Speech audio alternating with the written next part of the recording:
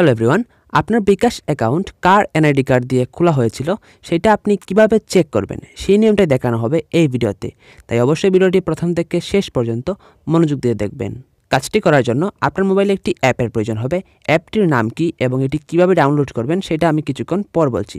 প্রথমে অ্যাপটি ডাউনলোড করার পর ওপেন করবেন এবং এখানে দেখতে পারবেন বেনিফিশিয়ারি নামে একটি অপশন রয়েছে। আপনি জাস্ট বেনিফিশিয়ারি অপশনে ক্লিক করবেন এবং এখান থেকে দুইটা অপশন পেয়ে যাবেন, বিকাশ বেনিফিশিয়ারি এবং নগদ বেনিফিশিয়ারি। তো আমি জাস্ট এখান থেকে বিকাশ বেনিফিশিয়ারি যে অপশনটি রয়েছে এই অপশনে ক্লিক করলাম। করার পর নিচে দেখতে পাচ্ছেন একটি প্লাস আইকন রয়েছে, জাস্ট এই প্লাস আইকনে একটি ক্লিক করবেন। ক্লিক করার পর এখানে দেখতে পাচ্ছেন বেনিফিশিয়ারির ধরনের জায়গায় বিকাশ অটোমেটিকলি বসে গিয়েছে এবং এখান থেকে 2 নম্বরে একটি অপশন রয়েছে বিকাশ নম্বর। তো এইখানে আপনি যে বিকাশ অ্যাকাউন্টের এনআইডি কার্ড এনআইডি কার্ড দিয়ে খোলা হয়েছিল সেটা চেক করতে চাচ্ছেন, সেই বিকাশ অ্যাকাউন্টের নাম্বারটা জাস্ট দিয়ে দিবেন।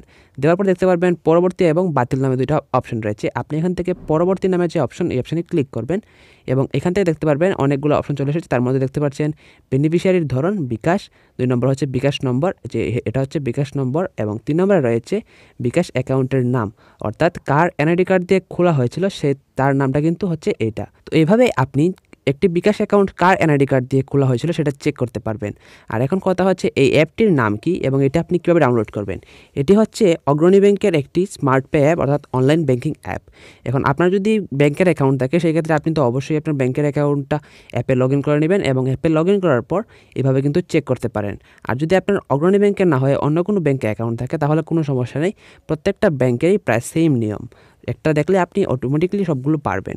আর যদি আপনার নিজস্ব ব্যাঙ্ক অ্যাকাউন্ট না থাকে সেক্ষেত্রে আশেপাশে দেখবেন কারো ব্যাঙ্ক অ্যাকাউন্ট রয়েছে কিনা। এখন কিন্তু প্রায় অনেক মানুষেরই ব্যাঙ্ক অ্যাকাউন্ট থাকে।